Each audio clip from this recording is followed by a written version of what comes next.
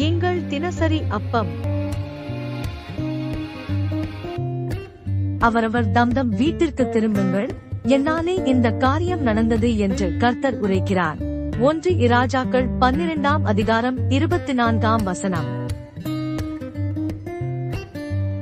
பிரியமானவர்களே, உங்கள் காரியம் கர்த்தரால் நடக்க போகிறது. கடந்த வருடத்திலே உங்கள் காரியங்கள் நடக்க வேண்டும் என்று சொல்லி நீங்கள் தேவ சமூகத்திலே ஜெபம் பண்ணி காத்திருந்திருக்கலாம். ஆண்டவர் இந்த நாட்களில் நீங்கள் விசுவாசத்தோடு காத்திருக்கிற உங்களுக்கு சொல்கிறார், என்னாலே இந்த காரியம் நடக்கும். ஆம், கர்த்தராலே உங்கள் காரியம் நடக்க போகிறது.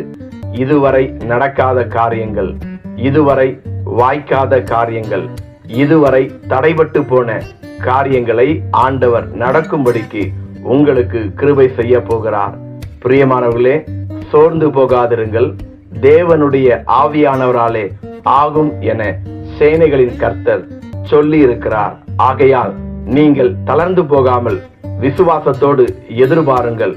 ஆண்டவர் உங்களுக்காக யாவையும் செய்து முடிப்பார். ஆமென்.